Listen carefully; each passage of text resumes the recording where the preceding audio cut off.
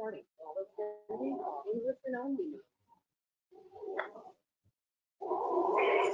Ladies and gentlemen, good morning. I hope you are all safe and well wherever you are.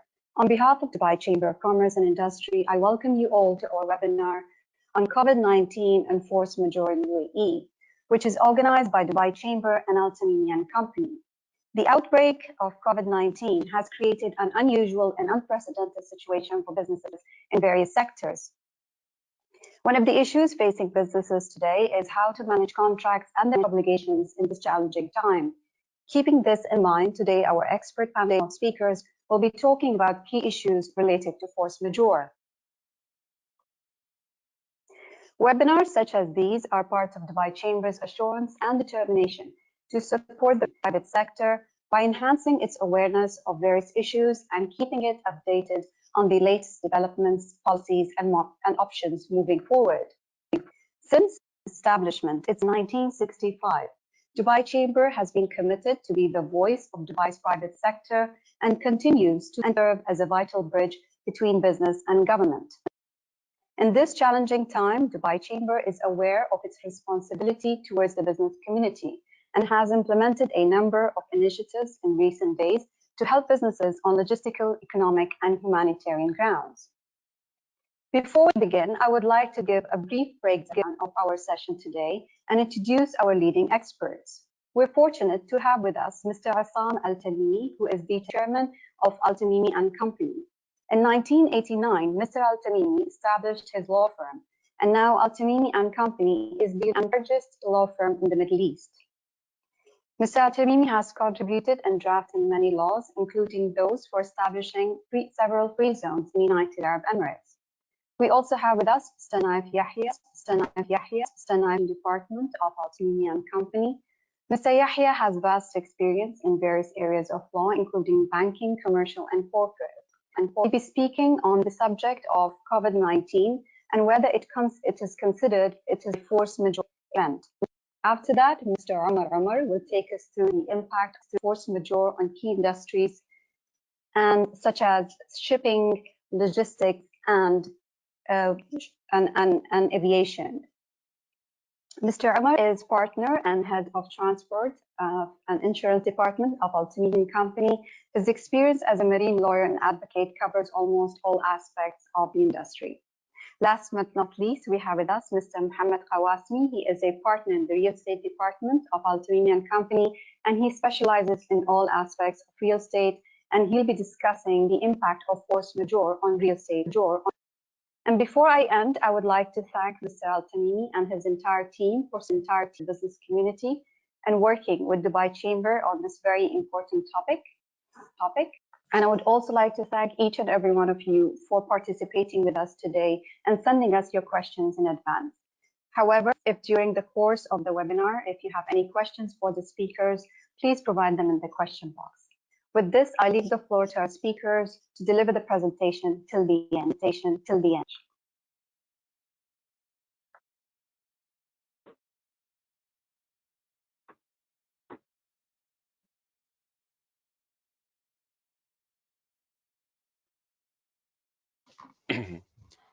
Bismillah ar-Rahman ar-Rahim. My name is Assam Al-Tamimi. I'm the chairman of Al-Tamimi and Company, a local law firm in Dubai, and it's really a pleasure for me to be talking to you today in this current difficult circumstances. And I want to thank Jihad Kadhim in particular from Dubai Chamber of Commerce and Dubai Chamber of Commerce for giving us this platform and the opportunity to talk to you and being able to present the challenge, the legal challenge, some of the legal challenges in the current circumstances with COVID-19. The UAE law has developed a lot in the 90s and 2000, in the 2000 up to now. Many regulations and laws has been enacted, and some of which I will take you through relating to the force majeure. Force majeure, an act of God and change of circumstances, is an international legal principle that exists in most countries and in the common law and the civil law countries, and the UAE, of course, follow the civil law state. while we're talking about COVID-19, I hope that all of you are being safe and following up the lockdown regulation. I wish you all the best, and hopefully we'll all be out of this, and hopefully we all don't even have to invoke the force majeure regulations, but it's good to know what's available there under the UAE law. However, one thing that I want to caution all of you with regards to the force majeure principle, that it does not apply for all. So it's not going to be a one fit that's going to suit all of us in the different industries and different circumstances. And each case has to be studied individually, independently. And the second things, you need to get a good legal advice before invoking the laws relating to force majeure in the UAE, because each case will be viewed differently and independently from other. And this presentation is not intended to be a legal advice. This is intended to give you a general overview of how it works with different industries, whether general commercial, litigation, shipping, or real estate. And let me get into the subjects immediately with regards to the force majeure. What's the force majeure we're talking about here? And I'm sure that some of you doesn't come from the legal backgrounds, and I'll try to explain to you in a simple word. It's literally the UAE legislature and the legislature around the world has realized that there would be mainly two circumstances where, because of some condition that exists outside the control of the contracting party, which apply to the whole community. So it doesn't apply to one person or two. It's applied to the whole society, the whole community.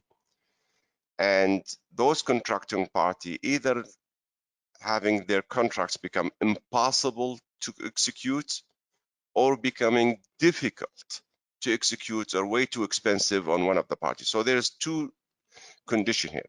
One is the force majeure, and one, as I just talked to you, is the changing of circumstances, where the circumstances of the contract from the original contracting circumstances has changed massively to the extent that these conditions of which the party has contracted upon originally become frustrating or difficult to some of the party, to the extent that they should be a judicial interference to balance the relationship between one of the party, where the contract can either be balanced in terms of times, value, or possibly on the requests of one of the party get um, um, terminated. In the other circumstances where it's not actually a change of circumstances, it is such a circumstances in the entire community that makes it impossible for one of the party or extremely difficult to execute this contract.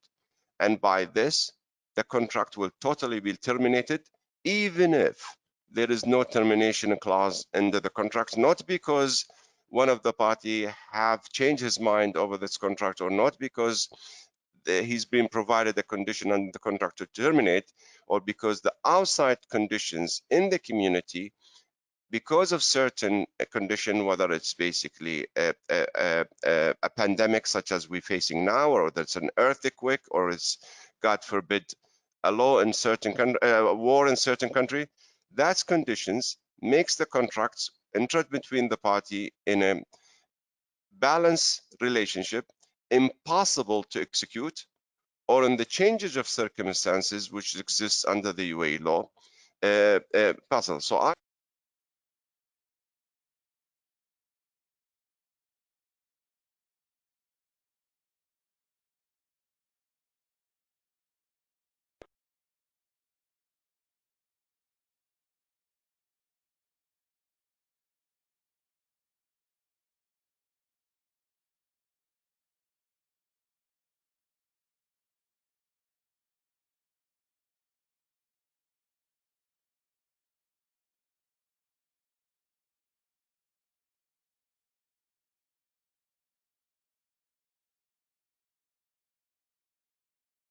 So you don't hear me? Okay. Yeah, we do now. Okay, sorry. So the article, so Jonah, if you could put the article 273 on the screen. I could not put them on the screen myself. So this article, in which basically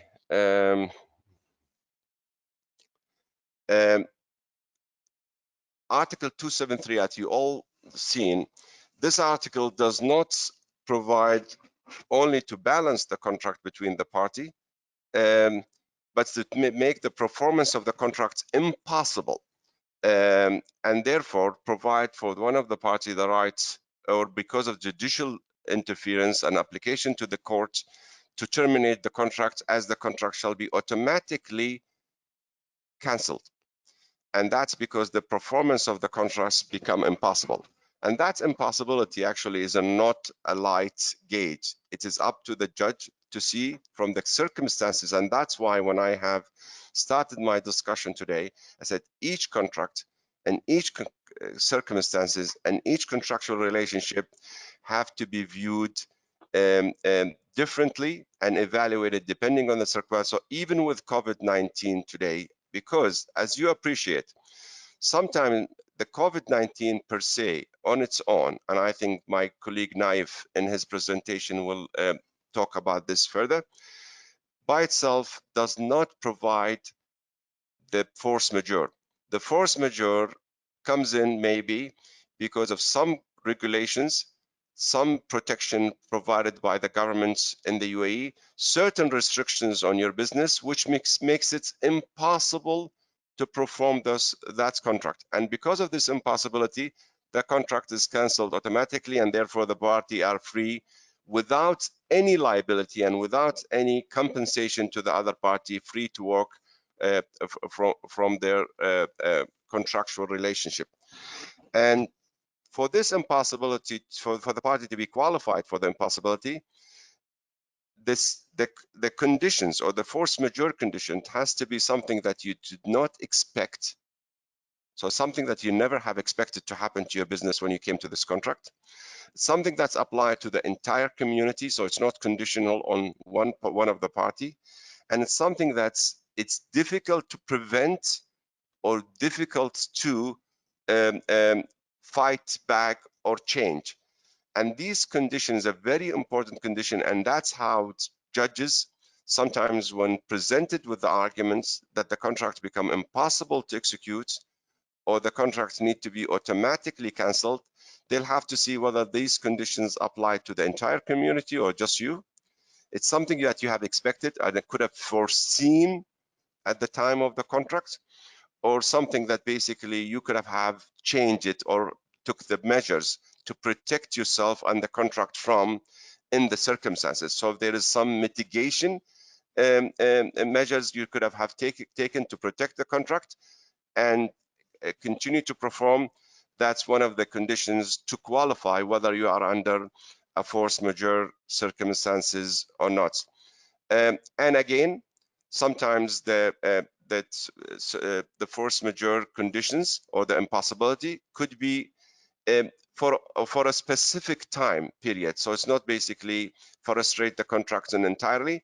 So there's a condition the judge either gonna suspend the execution of the contract, especially if the contract has a time period, from a period, or in that condition, if the force majeure is only within certain time period, one of the party, as you've seen from the second section of the article 273 of the UAE Civil Transaction Code, that provide one of the party the right to terminate. So this is not an immediate automatic. So that's the difference between those two sections. The other rights that you may have under the UAE law, and I'll try to go quickly before my time lapse, is the Article 249. And if, Jonah, you could present it to me, please, 249. And this is actually not a force majeure per se, so it's not a force majeure condition. It is a condition where the circumstances in the transaction or in the community has changed following the transaction. This is a Sharia principle and exists again under the civil law, Article 249 of the law, and that's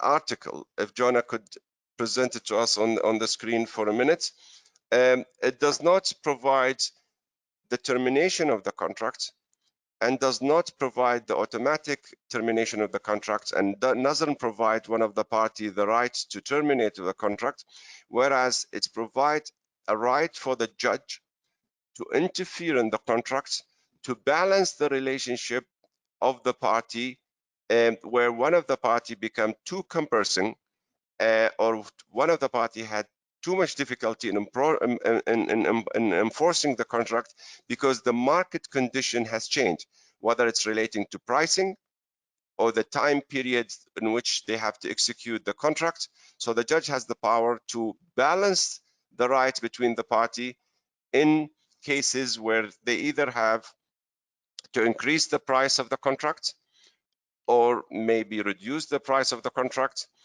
or to balance the relationship of the party, or maybe give an extension of the time periods to enforce.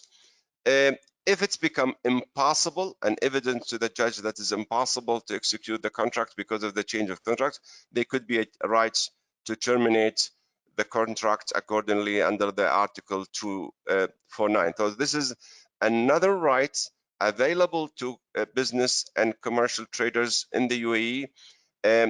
In any contract, and that's contract vis-a-vis government, vis-a-vis another trader, another businesses, where their circumstances because of the COVID-19 has changed and made the contracts become too expensive on one of the party, and therefore they have the rights to deal. Again, those conditions has to be something that they could not have foreseen and did not expected, and they basically could. If something has been foreseen and expected, and it's not a condition that's applied in the entire community, then the judge basically will not consider the changes of circumstances, because the changes of circumstances is one form of a force majeure where a contracting party fall under. Again, this termination of the contract or the changes in the contract relationship or the value of the contract will be ordered by the judge without any compensation or liability on either of the party, because of the current circumstances, the party will not be liable for damages or compensation. Then I want to pull out article, and the last, and this is probably relevant to a lot of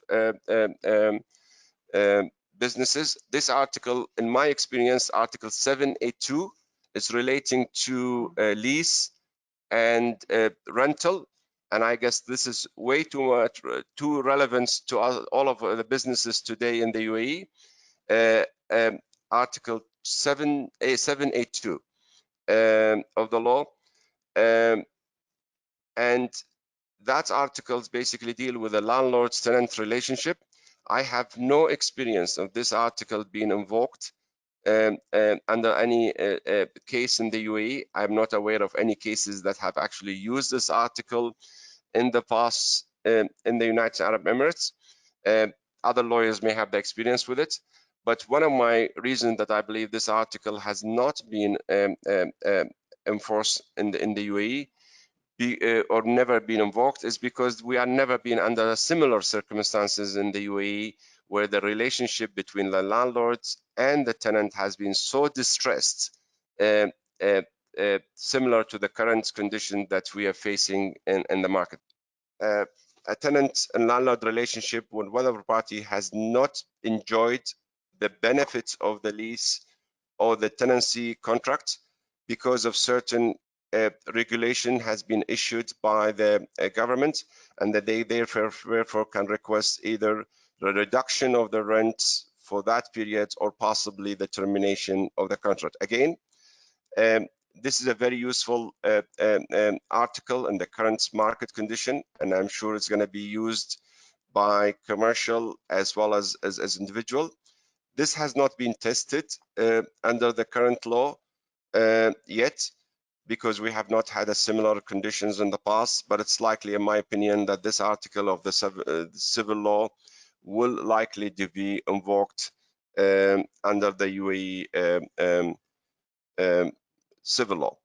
And based on this presentation, so you, in summary, before we're going to present, and I think Naif's presentation, my colleagues, Naif Yahya, is a continuation of this discussion, but I think he probably take you to more specific judgments and precedents and how this will work. So you have conditions under the current circumstances in the UAE, where you have a rights to terminate the contract automatically because of the current conditions in which your business or you as an individual trader has been put in under stress because of the current condition, which could be qualified for your own business and circumstances you are in as a force majeure. The second thing, circumstances where the condition has changed in the market, which makes the contract either expensive or very difficult to execute. So they either have to reevaluate the contract or apply for termination of the contract because of the change of circumstances. And the third one is if there has been a regulation that affected your lease contract, and that regulation has prevented you from enjoying the premises which you have contracted to lease for a period of time, then there is a condition of either you have to get a discount on that particular period or possibly terminate the contract thing. Again, one of the 4 principles that you need to bear in mind, that this condition has to be applied to all of us in the community, something that you never expected, that's something you cannot prevent it from happening or mitigate in your process to save money and conditions on yourself, on the other party. The final principle, which is very important, that this cannot apply for all, because if your business basically have not suffered out of the current condition of COVID-19, or more importantly, of the government's lockdown, and your business were able to survive, maybe continue to provide the services, or they're able to perform the contract, even if it's not to the full force of it, you may not be counted to be under the force majeure conditions, and therefore you may not be benefit from the article which we have presented to you with today. And therefore the principle that you need to bear in mind, that while the force majeure may apply to a good sector of the community, it may not be other sector of the community may not be able to benefit from it. I'll stop at this, and I'm sure there will be some questions. The only thing I'm going to say about the questioning today, of course, we cannot give a legal advice because legal advice requires having to go through documents and having to review each conditions and each cases.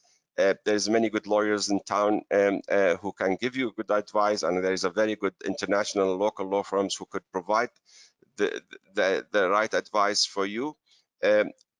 However, we would be happy to answer any questions that goes around the discussion here.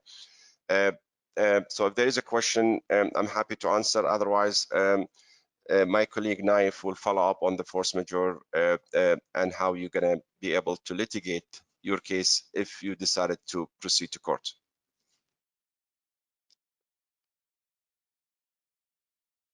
Thank you so much, Assam. Thanks, Jihad, as well. Let me first introduce myself. My name is Naif Yahya, and I'm a partner in the litigation department of Unforeseen company. And today I'm going to continue what Assam have started explaining to all of you about COVID-19's impact on the legal industry, and the COVID-19 impact and the legal rights of the parties, the contractual parties, to invoke certain theories under the UAE law, including the force majeure and the unforeseen circumstances theories. Today I will start with yesterday I've received certain questions from the participants, the pre-sessions questions that we've seen yesterday. I think most of the questions, if not all, have been answered during throughout the slides, starting from Assam's slides, my slides, and my colleagues Muhammad and Omar as well.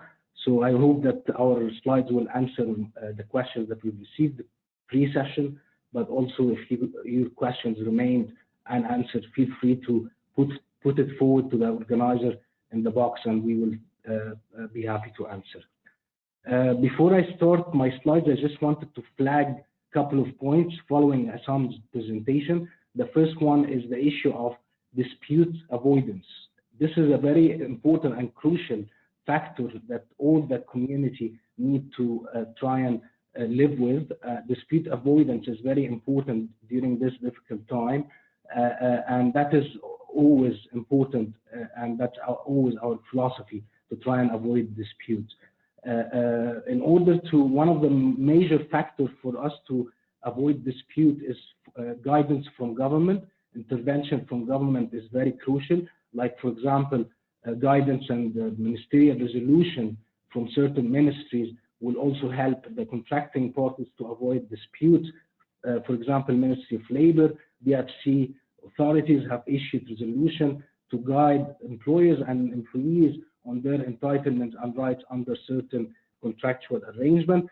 For example, FEDEC organization, in the context of construction contracts and construction projects, they have issued 2 memoranda to guide the contractors and employers in certain entitlements and certain rights, to regulate the relationship and to give certain clarity on the impact of COVID-19 on contractual relationships. So guidance from government, international organization is key in order to be able to avoid disputes between the parties, and we always encourage the parties and contracting parties to avoid disputes, especially during this difficult time. Just starting my slides, the first thing I would like to cover today is the issue of the definition of force majeure and the historical background. Assam have already covered it in detail, but I will just give you some historical background from my perspective as well. I'm also going to cover the 3 main conditions of force majeure that also Assam have covered, but I will give you some examples and some case law in order to give you more clarity on this topic. Also, will provide you with certain examples of the government reactions that Assam have talked about in general, whereby it's clear that the government reaction is the key to determine whether or not there is force majeure or not.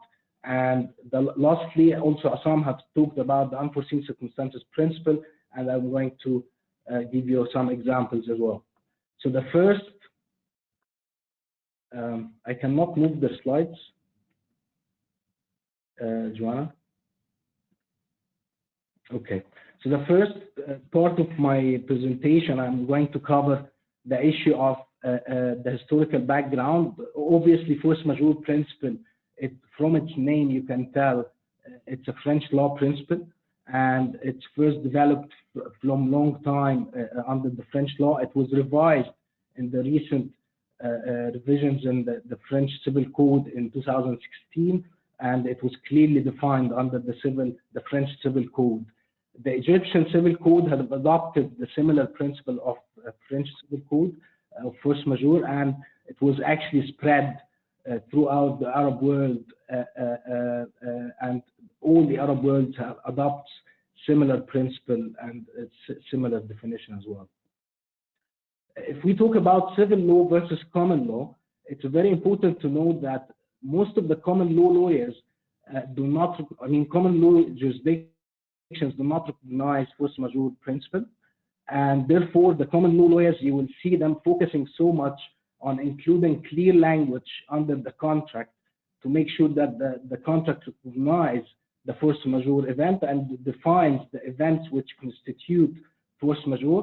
Unlike civil law lawyers, we will not focus on the definition of force majeure under the contract because it exists under the law, even if the parties do not agree to include it under the contract. So common law the principle doesn't exist, but if the parties agreed under the contract to include it, the common law courts will apply it. And why I'm talking about common law courts here, because we have DFC court, we have EDGM courts, and it's important for us to also cover this topic from common law perspective. However, although the common law systems do not recognize force majeure, but there are other similar principles, which is called frustration under the English law.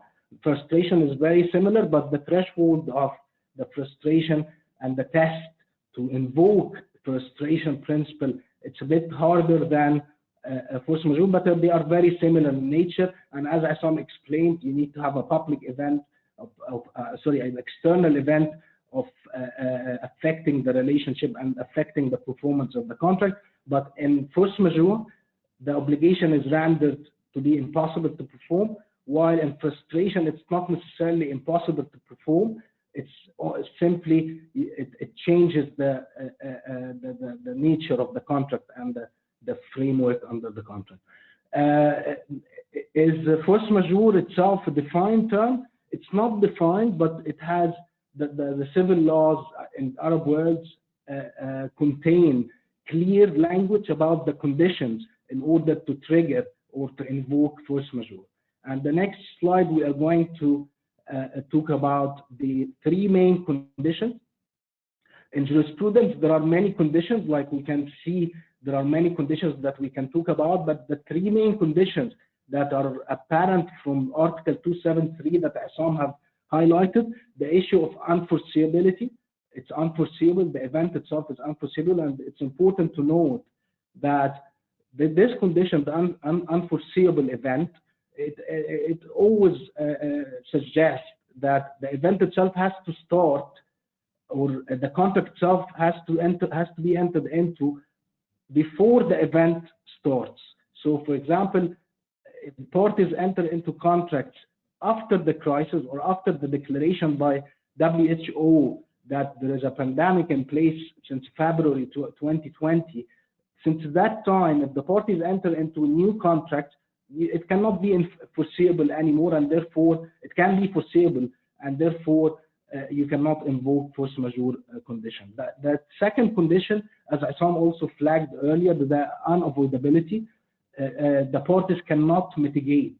So basically, if there is an event, even if this event is external to the parties and it caused difficulties or it caused impossibility for the performance of the obligation, and if the parties have the right or have the option to avoid such impossibility, then the court will not apply force majeure. For example, if you as a contracting party have an obligation to deliver certain products to the other side, and the government decided that you're blocked from delivering this through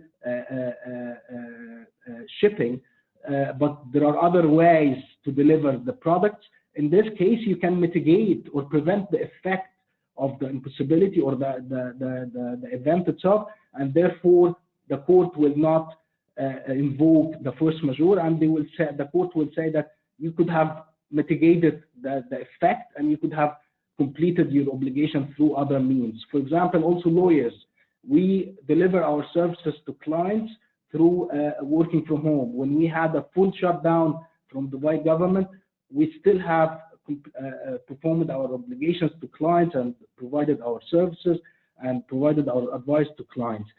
Architects, they also working from home, delivering designs to their clients, and therefore you could have done or deliver your obligations through other means by mitigating the event and its effect by performing the obligation by other means. In this case, the court will definitely not order or invoke force majeure principle. The last condition, which is obvious, that the event has to render the obligation impossible to perform, and that's very clear from the language of Article 273. And the main difference that we will talk about at the end of my slides between force majeure principle and unforeseen circumstances principle is that the event in the force majeure principle renders the obligation impossible to perform, while on the other theory of exceptional circumstances, the event doesn't render the obligation impossible to perform, and I will talk to you about it at the end of my slides.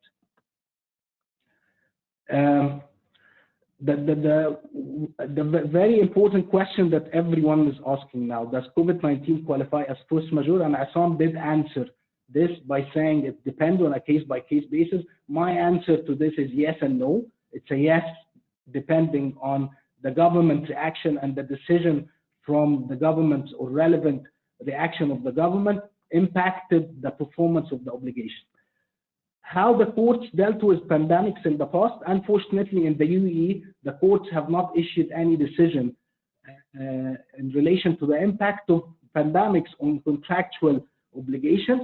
They have issued recently decision from the High Supreme Court on an application of an interpretation of Constitution of UAE through an application by the National Supreme Council, where the National Supreme Council sought the interpretation of the High Supreme Court on the provision of the Constitution on convening meetings between the National Supreme Council members electronically. And the judgment was issued recently, 2 weeks ago, by the High Supreme Court, where the court have said that the COVID-19 is a pandemic. It raises extraordinary events, and it's exceptional event that we need to deal with carefully. It does. The court didn't say it's force majeure, but it did say that this is an exceptional event, an extraordinary event that we as a community have to deal with, and the courts have to deal with it as exceptional circumstance. The court declared at the end of the judgment that the National Supreme Council, the Federal Supreme Council, National Council, have the right to convene meetings electronically because of the situation. They didn't talk about the impact of COVID-19 on contractual obligation, but they did confirm that COVID-19 is an exceptional event. How the courts dealt with the pandemics in the past with respect to contractual obligation, unfortunately, as I said, no judgments, but we've seen judgments from French courts where French courts have said that SARS 2003, Ebola 2014, they cannot qualify as a force majeure event because their impact is not severe. However, I'm not saying that the courts will continue following the previous precedents about that pandemics cannot constitute force majeure event, because the impact of COVID-19 is unprecedented. We have not seen before a severe impact of a pandemic like the current pandemic, and therefore we do believe that the impact itself of the pandemic and the government reaction may well be constituted as a force majeure event, but it's, again, as Assam said, is a case-by-case basis. The test here, it's very important. I mentioned here in this slide that there's a special test for pandemics, in my opinion. It's not the normal test of force majeure. It's kind of derived from Article 273, but I kind of tailored it for pandemics. So the first thing that you need to look at when you have a pandemic in place is the government reaction. Following the government reaction and the impact of this government reaction on the contract, the impact of the government reaction on a sector-by-sector basis. For example, in Dubai, we had a full shutdown of entertainment sector and retail sector. This is an absolute impact of certain contracts, lease contracts, for example, and my colleague Muhammad Qasmi will talk about it in more depth. Certain other government reaction decisions that were issued by government in the UAE and abroad affected the certain sectors. In this case, we will have to deal with the government reaction on a sector-by-sector basis. Then we see the sector or the government reaction impact on the contract. If it renders the obligation impossible to perform, then we can invoke force majeure. If it renders the obligation difficult or burdensome on the contracting party, then we can invoke the unforeseen circumstances theory that we will talk about at the end. Here in this slide, I've provided the audience with some examples of government reactions. For example, the government in the Middle East or worldwide declaring lockdown restrictions. It happened in Dubai, and this lockdown restriction caused the impossibility to perform certain contracts, and that's very clear. Although the restriction doesn't apply to all sectors, but with certain sectors, it caused impossibility, at least temporary, which we will talk about in a minute, the difference between partial and temporary and total impossibility in UAE contracts. A full shutdown of certain sectors like entertainment, as I said, severe or more aggressive approach by other governments like Iraq government. In 28th of February 2020, they have announced that COVID-19 should be considered as a force majeure event, and therefore it's an aggressive approach by Iraq government, but we're not sure how the Iraq government, Iraq courts will interpret or will adopt the Iraqi government declaration. That was actually, 20th of February 2020. A similar approach from the Ministry of Economy in France. On 28th of February, they have declared that COVID-19 is a force majeure event, but only for the contract signed with the state. It may influence the private contracts because the government itself is considering that the event itself is force majeure plainly. I think it also will impact the private sector and the private contract. Actually, even the French courts recently have issued a decision in March 2020 confirming that COVID-19 is a force majeure. They didn't apply it in the context of contractual obligation, but they applied it in relation to an immigration case where they have excused a respondent from attending a hearing in French courts due to the current situation. But it says clearly that COVID-19 is an extraordinary event that causes difficulty in a lot of sectors, and therefore it's more likely that even the courts will have sympathy with contracting parties when it comes to invoking a force majeure principle.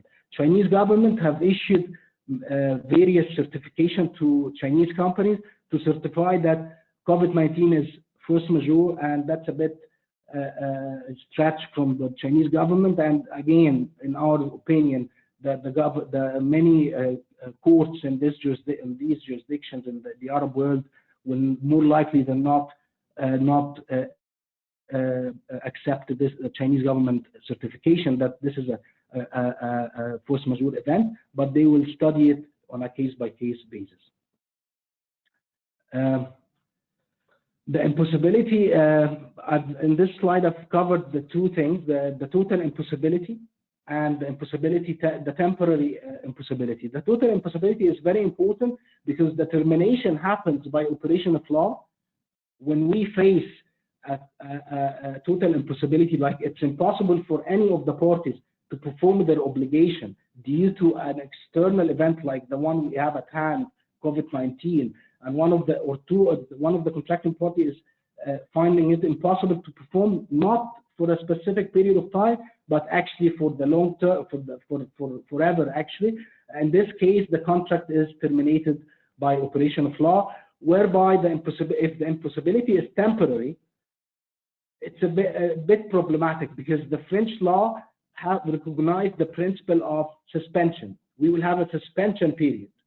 Egyptian law has the same thing. We will have a suspension period until the event is over. But the UAE Article 273 that some have highlighted, subparagraph 2 of Article 273 gives the right to terminate to the contracting party in case of temporary impossibility as well. This is a bit problematic because we're not sure how the courts will react to this situation. For example, in these contracts, shopping malls, they have been suspended temporarily. Will the lessee or the lessee have the right to terminate the contract following once the event is over? Like now, the shopping malls are back to operate. The question is very tricky. Article 273, subparagraph 2, provides the right to the lessee to terminate, but it is our view that the court will more likely adopt a pragmatic approach and will follow the Egyptian code and the French code, which provides that it's suspension period, and it doesn't give the right to the lessee, for example, to terminate the contract unless the suspension period lasts for 1 year. In this case, the court may exercise the right to, or the party may exercise the right to seek determination from the court, and the court will assess whether the time of suspension is grieved on one of the parties or not, and will then has to be assessed on a case-by-case basis.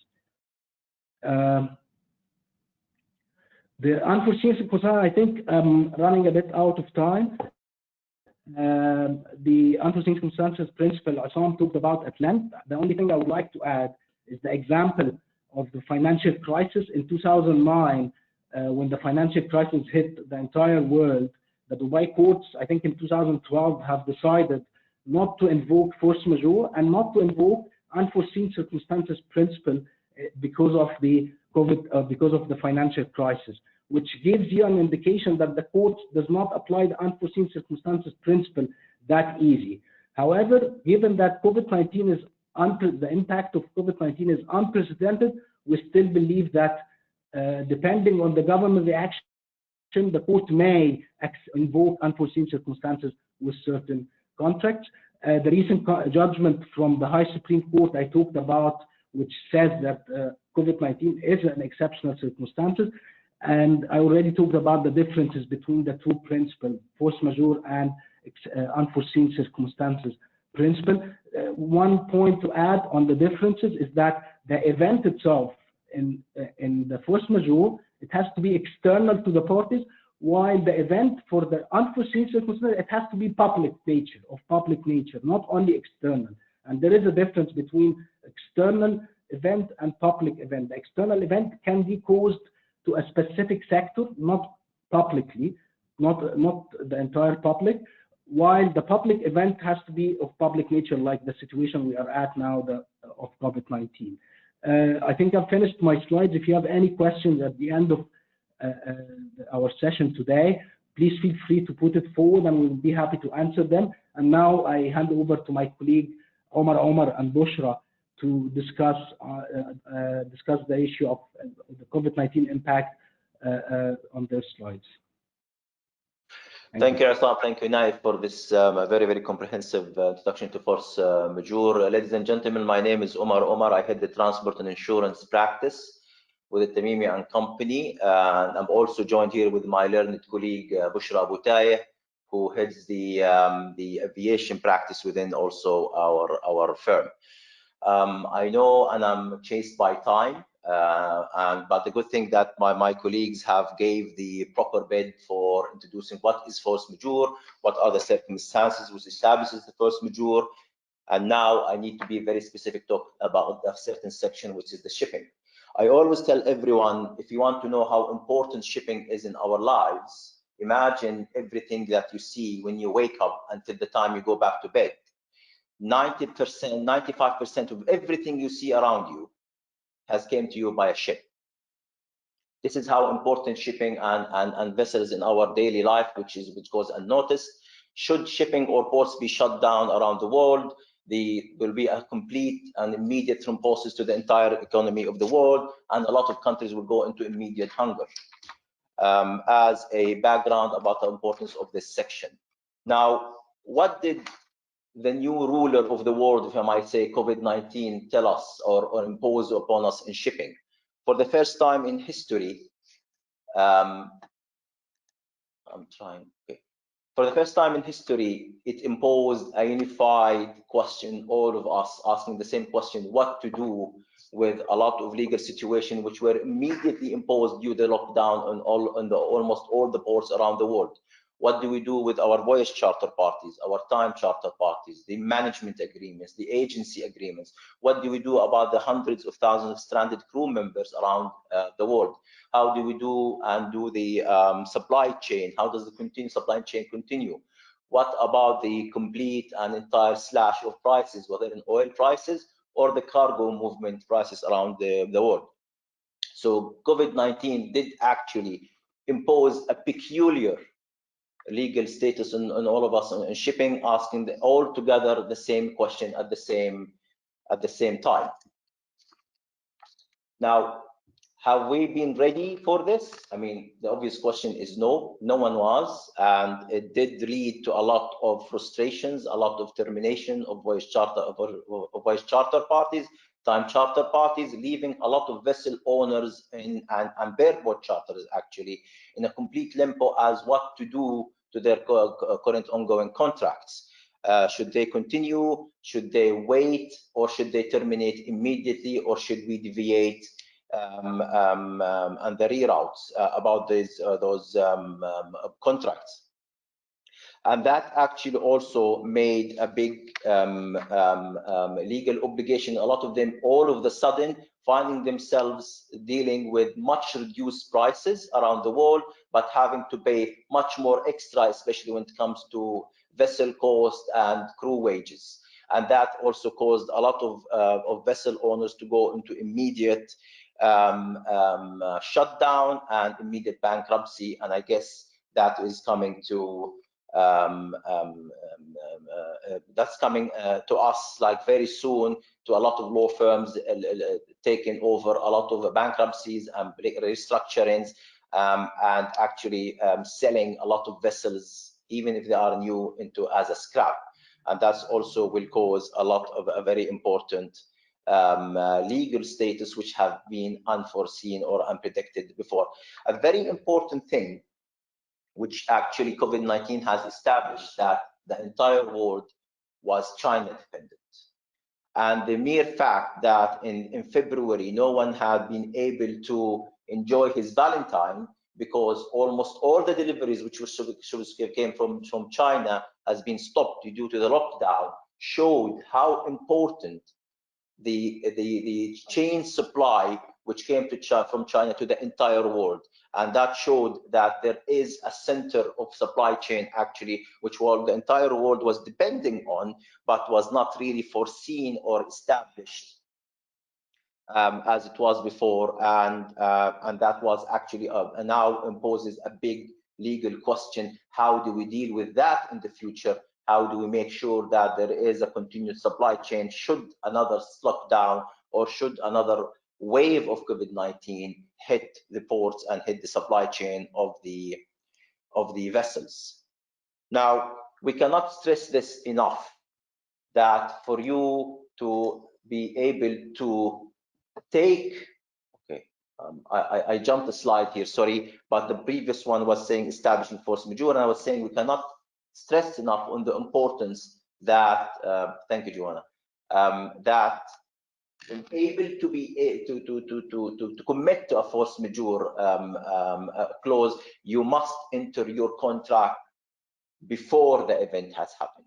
A very striking example, for example, someone who signs a voyage charter party, for example, cannot come and say, you did not nominate a safe port for me, knowing that he's going to Yemen.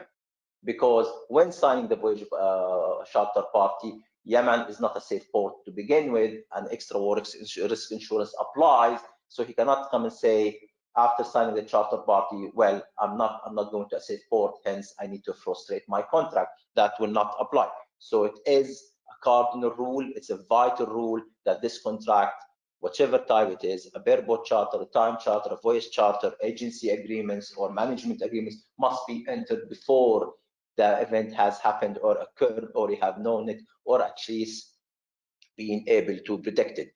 Now, the most two important issues for us in shipping here, which I think they are, as the ILO did say, one of them is a ticking bomb around the world, are one, the crew members, number two is the abandoned cargo issue.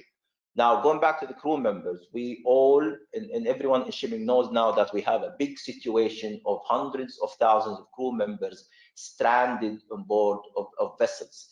A, they are no longer granted visa on arrival. B, we are unable to repatriate them because all airports are closed. C, their wages continue by force of law around the world because they are in a force majeure situation, imposing a huge financial obligation on a lot of vessel owners and operators, while they themselves have no business to do. Until now, there are big discussions how to handle the matter of the crew. and how to find legal solutions actually to the accumulating wages claims around the world, but there's still no clear answer, and everyone is struggling through to try to understand how to come over this, noting that almost all the laws of the world post crew wages as a priority debt over any other debt but the government debt. So that's a very important thing. The other important factor or the important issue in shipping is the abandoned cargo. The immediate lockdown and the slash of the oil prices led to an immediate drop in almost every price of commodities, leading that almost all contracts are frustrated or not feasible. Knowing that a carriage contract by a receiver or consignee is not concluded until a consignee comes forward with a bill of lading, we are now facing, as we did in 2008, an accumulated number of abandoned cargo, abandoned containers with no one to claim them. Shippers, it's too expensive for a shipper to claim to export them. It's too early for the shipper to terminate them or to offload them to exterminate them, and there are no consignee claiming them down. So again, this will lead to a lot of legal issues and a lot of claims around the world about how to handle the situation of abandoned cargo of all of the sorts, leading to a congested port or warehousing. And that also will be a big stick in the wheel for supply chain and how to move cargo forward. Now, to be clear about the supply chain, it's not only the fact that vessels are not moving that will stop the supply chain, it's the fact that there are an oversupply of demand. There are a lot of cargo concentrated in certain parts of the world not being claimed by the consignees, will also lead to stopping supply chain. And this is also something which is looked at very seriously by all governments trying to know how to handle this matter. Now, to go to some maritime specifics and how to handle some contracts from around us. Payment of crew wages, shipping wise, payment of crew wages and crew salaries will continue as long as the force majeure status continue. And again, that is imposing a big financial obligation on a lot of vessel owners, leading them to declare bankruptcy. And we're starting to hear that as a domino effect in a lot of the renowned shipping hubs around the world. Voyage charter parties will continue unless force majeure is established and the force majeure event has occurred after signing the contract and while performing the contract, and that will lead to the voyage charter being stopped. When it comes to time charter parties, hire is due until the time of the force majeure has occurred and is established. Before that, hire will continue to run, and as long as force majeure is not established, hire will continue to run. When it comes to passenger ships, if a force majeure has occurred, all passengers are entitled to claim back the price of their cruise or the payment they paid for their tickets from the owners or of the insurance company if there was an insurance company. Should there be a collision because a force majeure factor, again, it's going to be everyone in his own, and we will not be witnessing the normal proportion of responsibility who caused it and who has more effect or more interference in the accident, rather than every vessel owner on his own and they have to fix their own damages. And that's also a very important thing to look at. How do we go forward about some of the and how to matters which relates to shipping when it comes to that matter? You need to start looking at your contracts. I need to start and your agreements to include now new terms like pandemic, epidemic, disease, and such similar terms to be included in your contract, and that's very almost important to look at it. You have to start reviewing the notices within your contract and how you're allowed to declare force majeure, and to make that a much easier process, rephrasing a lot of your contracts. A very important fact to look at is the safe port factor, and what is considered as a safe port. How can you determine a safe port under the COVID-19, whether it's now or whether the anticipated second wave, and what would constitute a safe port for you with the existence of COVID-19, not as it was before in the normal contract. And that's, I think, a very important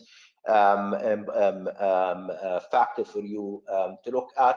Another similarly very important point to look at is the deviation clause, and how can you deviate from the terms of your contract. And again, I think you need to link this clause to the terms which we said about, like epidemic, pandemic, or a disease, or similar clauses to allow you a much easier route to deviate from the terms of your contract. When it comes to vessel sale and purchase, it's a very important thing also that your contract would allow you to take the necessary permits to go to the port of delivery, will give you the necessary permits to offload the old crew and onboard the new crew, and make sure that this will happen in case of COVID-19. Should it not happen, that the terms of the sale and purchase agreement will be deviated to a different place, a different time, or terminated with no responsibility on your on your part. The last thing, and also last importantly but not least, is you need to familiarize yourself with your insurance contract and upgrade your insurance contract to, again, to include the current situation, to include the case of no safe port, the case of deviation, the case of not being able to board the new crew members, the case of no delivery of cargo, and the case of termination of contracts because of force majeure. This is in a nutshell quickly about shipping. I leave it to my colleague Bushra to talk a little bit about aviation. Thank you, Ahmed. Good afternoon, everyone, and thank you for your time and for joining us today. I'll be brief, very conscious of the time we have and your precious agendas. So effectively, what I wanted to speak about today is the impact of COVID-19 on the aviation industry. And in general terms, we know that the circumstances surrounding this pandemic are continuously evolving, and we will continue to hear, about new discoveries and new developments in the news every day. So by no means is this a, a final statement on any position, or as Isam had said, like a legal advice, but more of an overview about what had been happening in the aviation industry in the last weeks, and what we anticipate will happen in the future. So effectively, so what was the impact of COVID-19 on the aviation industry? And if we could push the slide. Awesome. Thank you. So essentially, I think everybody is acutely aware of what's happening, obviously, because it limited our ability to travel and carry out our business as usual, see our families, very, very real things and very natural things. So what's the status of the airlines? What has happened in the last weeks? We're all aware that immediately as soon as COVID-19 became a thing affecting our day-to-day, we've seen, as a first instance, many of the airlines stop their flights to China in an attempt to contain and stop the spread of coronavirus. We've seen airlines scale down on their in-flight services, because at the time there was little medical evidence to suggest how the virus is transmitted. We've seen governments tighten the travel restrictions, impose the travel bans, calling their citizens to come back. And we've also seen, unfortunately, many industries, obviously, and this is not limited to the aviation industry, a cut of jobs, loss of jobs, loss of revenue, and such. So speaking to Omar's point on Valentine's Day, in fact, on the 14th of February earlier this year, the International Civil Aviation Organization released an insight into the economic impact of the coronavirus. And at the time they've predicted or they anticipated that the effect of COVID-19 will have greater economic bearing on the industry than SARS had back earlier in the 2000s. This is an indication, albeit at the time was an early indication of how big of a scale this will hit the industry generally and well, life as we know it. I'm mentioning the details of the past by way of predicting what will happen in the future. We've seen, like I've mentioned, stop of flights, imposition of bans, cut of jobs. At one point, airlines, at least for the time being, there's at least 80% of slots or loss of capacity. One development, a legislative reaction to this or authoritative reaction to this was that IATA announced a temporary suspension of its rules governing the airport slots, which meant that previously that an airline must fill 80% of its slot, otherwise it risks losing its allocation. And as you know, many of the airlines have grounded their fleet, and if had this rule had been still in place, airplanes will not have a slot to land in once flights resume. So luckily, IATA understood that the importance of reacting to this development and have allowed it. Since we've seen different airlines trying to develop or increase their efforts in repatriating citizens and people all over the world, people living in the UAE and the Middle East are aware of the efforts carried out by the different airlines, Emirates and Etihad. One silver lining there, Qatar Airways has pressed back into service its A380 full fleet to repatriate people. In fact, it's one of the airlines, I suppose, who have managed to take advantage of its A380 fleet and was quite busy until now, despite the news that they'll be cutting 20% of their staff. So what's happening right now? Are we anticipating that the market's open? What's the future measures? What are people expecting to happen? So as you're aware, there are still no concrete measures taken by the governments or by the airline industry at large to agree on a protocol that would determine how flights will resume or how the travel will be carried once the travel is restricted. So we're still listening or waiting on medical evidence determining how or which protective measures can be taken or which equipment can be used. And this is something I'll cover later on. But this is obviously, it has a social impact, has an economic impact, a fiscal impact on what will be taken. Obviously, everybody has heard about the measures taken in the US and Ryanair, for example, about leaving one seat in the middle. Is that economically feasible, for example? Does it even make sense? You go into the airport, it's a busy place, you're standing in line, even if there are 2 meters in between, but at the end of the day, you're filling an aircraft full of people, and one must question the logic behind this measure. This remains to be seen. The other element to that, what does this imply for cost? Are we looking to at tickets that are no longer affordable? Are airlines or is the industry able to still cater for the need for travel at affordable prices? Obviously, and this is one thing we need to keep in mind, is that the airlines will continue to, the tickets and ticket pricing will still continue to be subject to supply and demand. And whether or not the measures taken to tackle COVID, whether that increases or decreases the prices, remain to be seen. We've all heard of the case of the American airline in the US that attempted to double the prices in lieu of offering the seat in between. There was a flashback. There was a lashback, sorry, and that was cut short under 48 hours. So what happens? We don't know. However, what's the impact to date?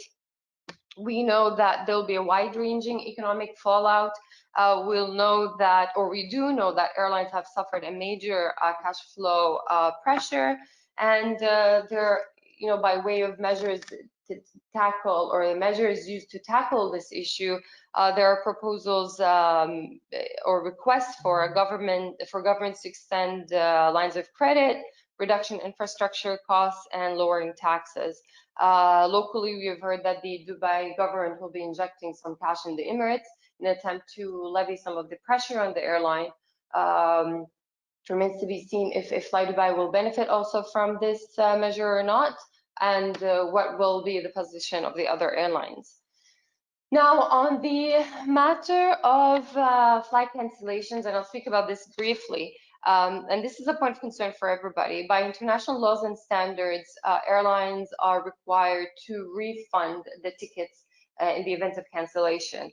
Now, as considering the numbers in the thousands or more of people who, whose travel plans fell through, if you can consider the economic or the monetary equivalent of this refund, what does that mean? So what airlines have been doing lately is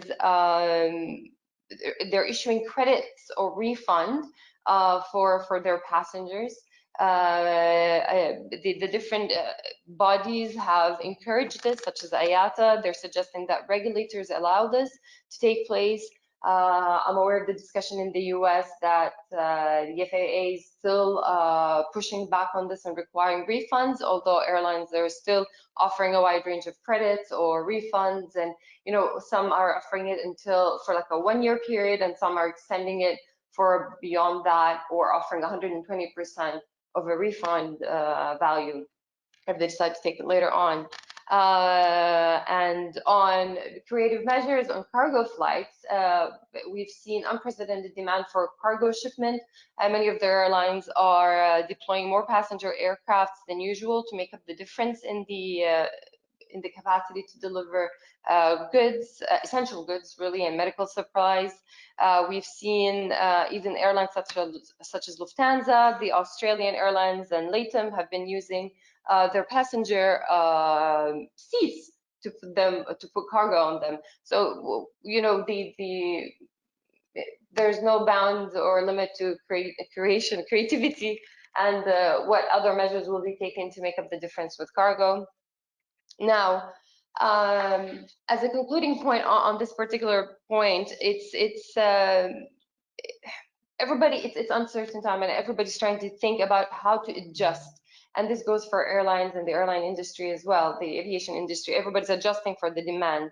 And something very key and important to remember at this point is agility is key, and innovation is key, and how we can go back to the normal or the pre-normal is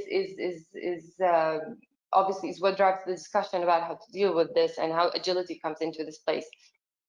In any case, the consensus seems to be that most airlines are expecting their companies, the fleet sizes to be smaller after all this is over, whenever that happens. And at this point, we would like to consider how in the future that the landscape will look like. So this takes me to my last slide. If I could push into it, please. Sorry, I have that here.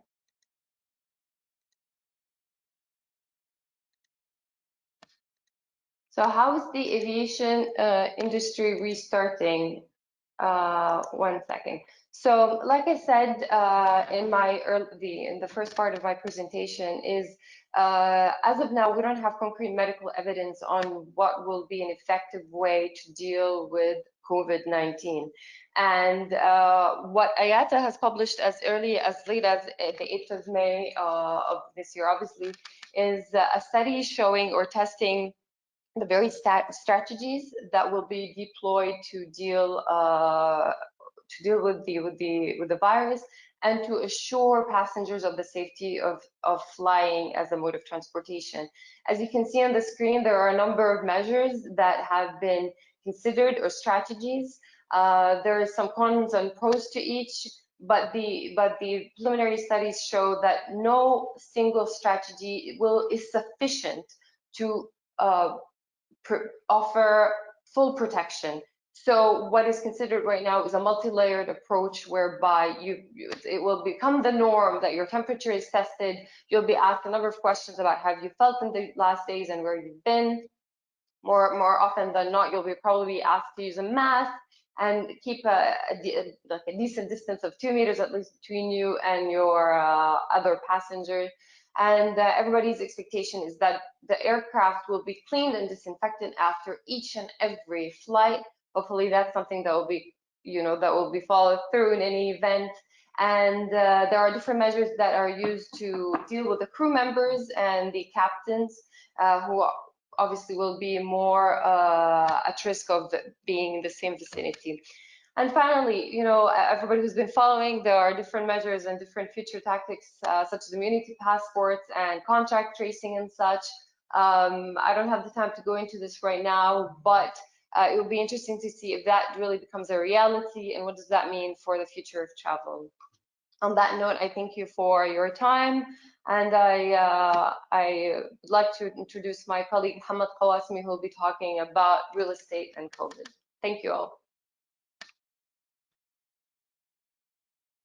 Thank you, Bushra. Thank you, Omar. Sorry, Joanna, can we have the slides, please? Let me introduce myself. My name is Mohammed Qawasmi. I'm partner at the real estate team in Al-Tamimi and Company. I will talk quickly, try to go through the slides so we can have some time for questions.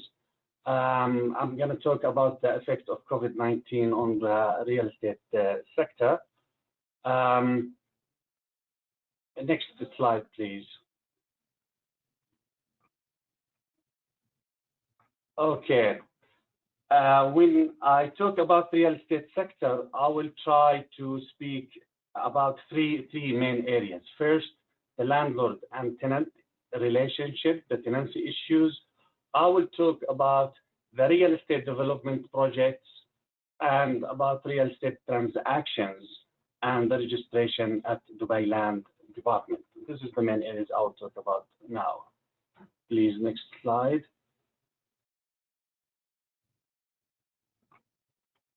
Okay, these are the articles which my colleagues talked about and explained in details. I will not repeat the same thing, but I will read these articles in the context of real estate. 273, as my colleagues mentioned, it's in relation to force majeure. Article 249 in relation to unforeseen circumstances, and Article 782 of the Civil Code in relation to government decisions. And we will talk about this in more details now. Next slide, please. Okay, these are the main queries now we receive these days, almost on daily basis. These are the queries we receive from landlords and from tenants. The most common question is, can the tenant terminate the lease due to COVID-19? Is the tenant entitled for rent reduction? Is the tenant entitled to defer payment of rent? What happens if the tenant posted the checks bounced? The answer to these questions is there is no one answer, because it depends on the circumstances of each lease. Therefore, we have to examine and see the circumstances and the facts before we answer each question. But I will take you through my reading as a real estate lawyer to the three articles as mentioned in the Civil Code, and we'll try to find some, not answer, a guide how to answer these questions. Next slide, please. Okay, this is, as a real estate lawyer, this is how I see the formula of the force majeure. It's the same as Mr. Isam and Naif and Omar mentioned, this is the formula. If you have a force majeure, the result of the force majeure is that the contract will be terminated. Now, how you can prove that there is a force majeure? There are 4 items you have to check and see if they are available or not. If you go down from item D, yes, it has to be external, not due to any party default. This is very easy to prove, and we can tick this box when we talk about COVID-19. C, it must be unavoidable. It is easy to tick this box because everyone knows that COVID-19 is unavoidable. Unforeseeable, also we can tick this box. Now we have to stop on item A. This is the one which I think challenging, and this is the one which is something you need to think about it carefully before you decide you have a force majeure or not. You know, you cannot go to the court and tell the court, listen, there is a COVID-19, then therefore the contract is terminated. No. You have to prove how the COVID-19 made the performance of your obligation is impossible. When we talk about leases, there are 2 main obligations. There is the tenant obligation to pay rent, and there is landlord obligation to hand over the premises and allow the tenant to use the premises. Please, if you go back to the previous slide, because I think this is the impossibility issue. This is very important thing, and this is the one which need a lot of review, because the tenant may argue before the court and say, sorry, I cannot, it's impossible to pay the rent. Then he has to prove why it's impossible to pay the rent. You know, everyone knows the banks are open, and most of landlords have post-dated checks, so easily they can just hand over the checks to their bank and cash the check. So why it's impossible? The tenant can argue, you know, I suffered great losses, commercial losses, and I have no money to fulfill my obligation. Is the commercial losses constitute impossibility to pay rent? This is something we need to think about it very carefully, because there is big debate about this issue. From the landlord side, yes, he has an obligation to hand over the premises to the landlord, to the tenant, sorry, and to allow him to enjoy the use of the premises. Now, the landlord can argue, listen, I did not prevent you from using the premises. I did not stop you from using the premises. This is something else I will explain to you in the other slide. Okay. The other theory or concept we can discuss in the context of leases is the exceptional circumstances. As my colleagues mentioned, this is how I see the formula. If you have exceptional circumstances, the judge has an authority to amend the terms of the agreement, not to cancel, but to amend the terms of the agreement. What are the requirements to have to implement these exceptional circumstances? You have to prove that there is extreme hardship, that it's a public nature and it's unforeseen. So again, item B and C, I think it's very easily to tick these boxes, but we have to stop on item A. If you want to prove there is exceptional circumstances, you need to prove why or how you have extreme hardship.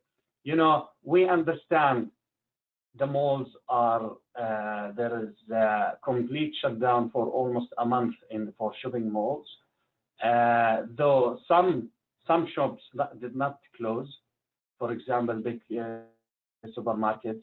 There is the entertainment shops closed from, the government closed all entertainment shops early of this crisis. At the same time, you can see also in shops in the local market, I mean outside the malls, they are doing very well. Actually, they are doing much better during the crisis. I mean, for example, the grocery stores, they are doing very well during this crisis. Therefore, that's why I'm saying there is no one answer. You have to prove why you have extreme hardship. Next slide, please.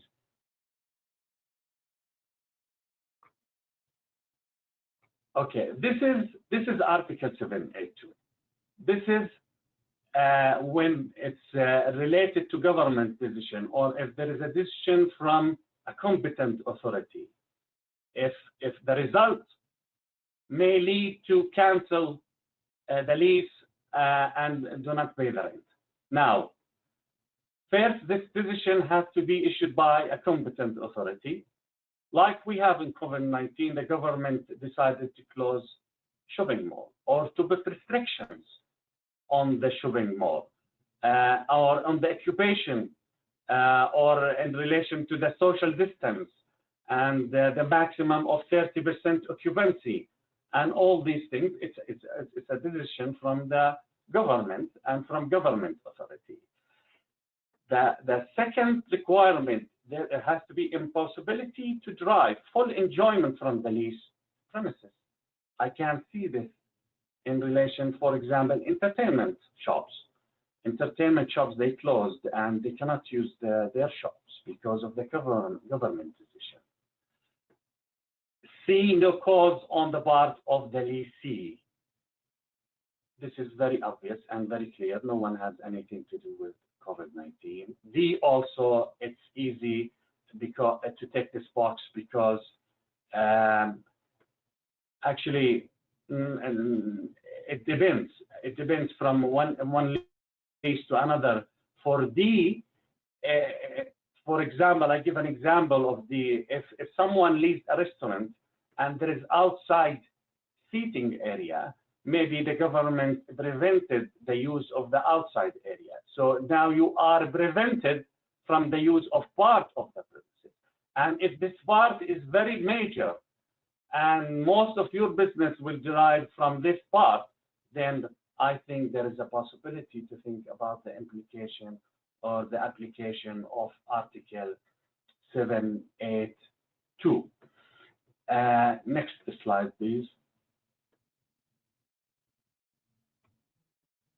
Okay, now we talked about the problem, we talked about the issues. This is the positive side of COVID-19, or actually the solutions proposed.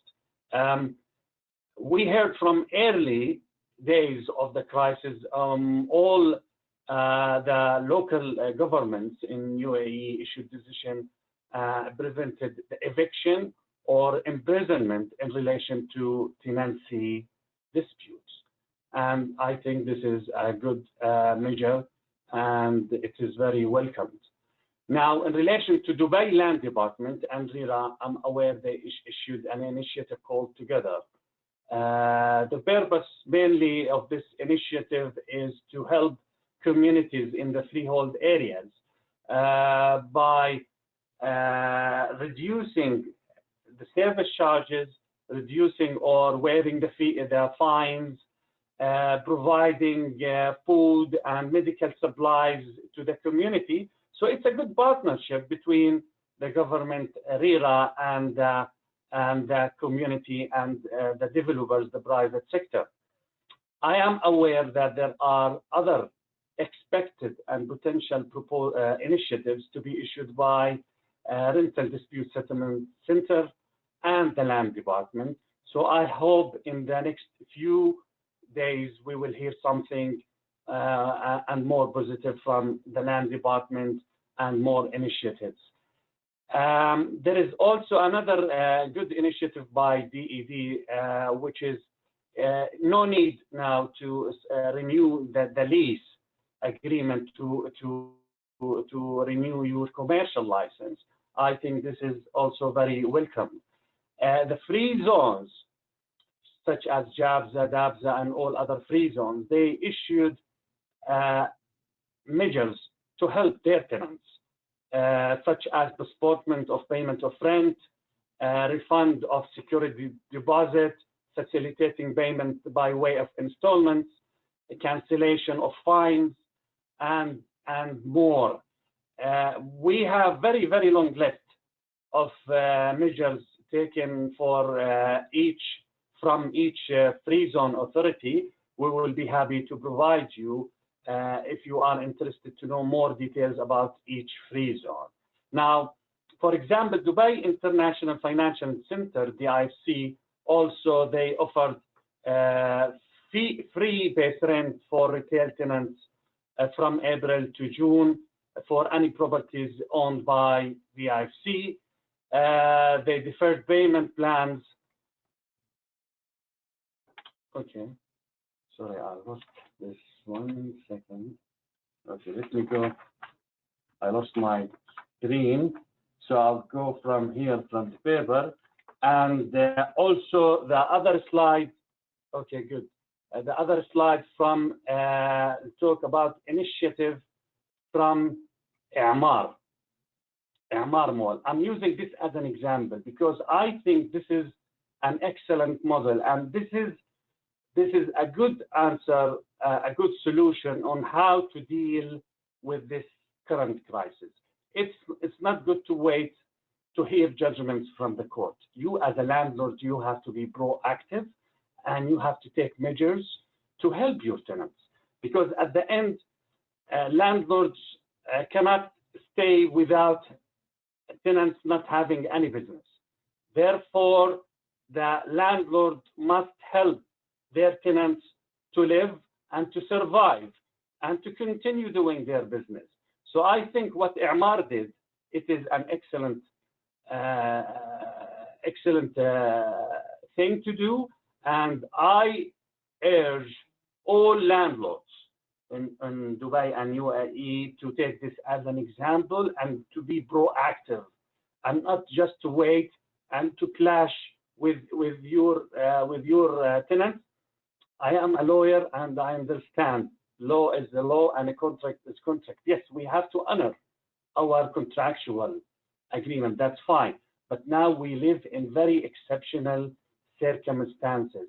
We have to compromise and we have to work together in order to move and to overcome this crisis. Okay, we finished about leases. I'll talk quickly about real estate development projects. These are the main, if we go to the next slide, please. These are the main inquiries we receive from our clients. Did COVID-19 affect the completion of projects? Can purchaser terminate the SPA? Can purchaser defer payment? Can developer delay handover? This is the most common questions. Again, completion of projects. I know, and based on my discussion with my clients, the government did not stop construction, and workers were allowed to go to site and to work. But I heard from one of my clients that laborers are not allowed to move from one emirate to another. For example, if they live in Sharjah, they cannot come to Dubai. This is it's not considered as impossibility, but this may cause some delays and some difficulties for developers to complete the projects. I know many developers, they had the problem of their laborers suffered from this COVID-19, and this has caused a lot of or some delays in the progress of the construction. Can the purchaser terminate the SPA? Again, we have to go back to the three theories or three concepts we discussed before. Is there a force majeure? And we discussed how you can prove a force majeure. Is there unforeseen circumstances? where you can ask the court to defer the payment. I am aware of a judgment issued from a local court here in UAE, and the purchaser raised this defense and told the court, please give me some time to pay the installment.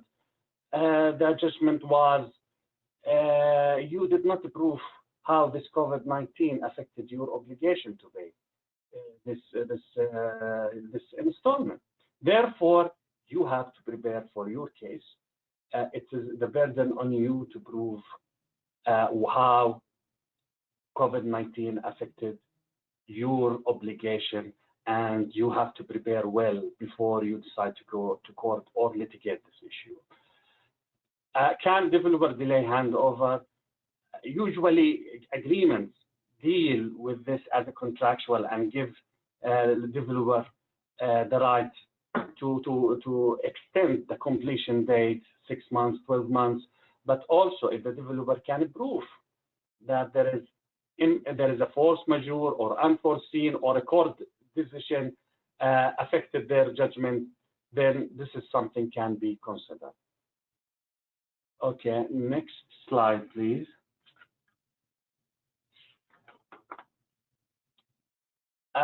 Next slide will talk about registration and transactional work. The transactional work, the next slide, Joanna, if you can. This is what the main 3 questions we receive from clients. Can seller and buyer do transfer of title? Because, you know, SPAs and MOUs signed between buyer and seller, they have to transfer the title on specific time. Can they fulfill their obligation? And you know, the land department offices are closed, but at the same time, they work remotely. And during the crisis, it was a good thing from the land department that they allowed the parties to do transfer through video conference.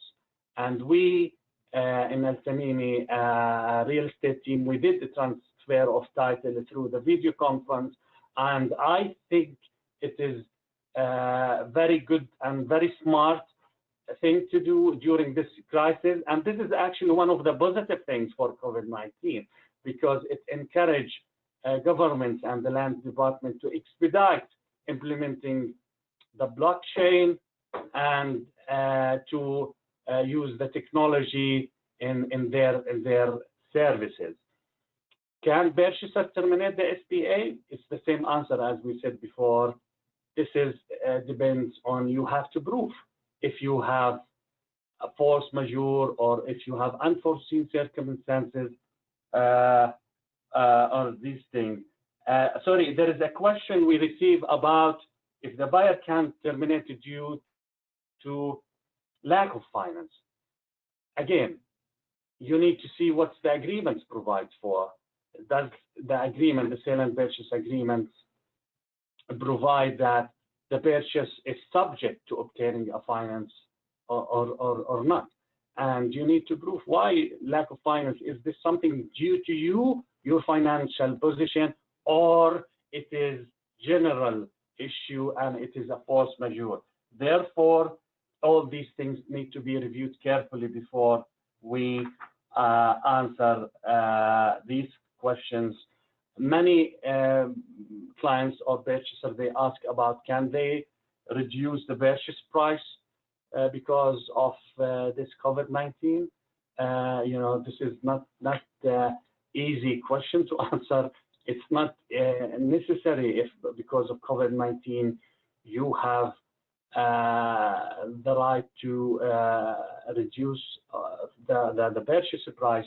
You have again to prove and see if there is a force majeure, which it's not something easy to prove, if there are unforeseen circumstances. But again, I think this is more a contractual and commercial issue, and this is something need to be reviewed carefully before answering this question. I think that's it from my side in relation to the real estate sector. I'm not sure, Joanna, do we have time to take questions?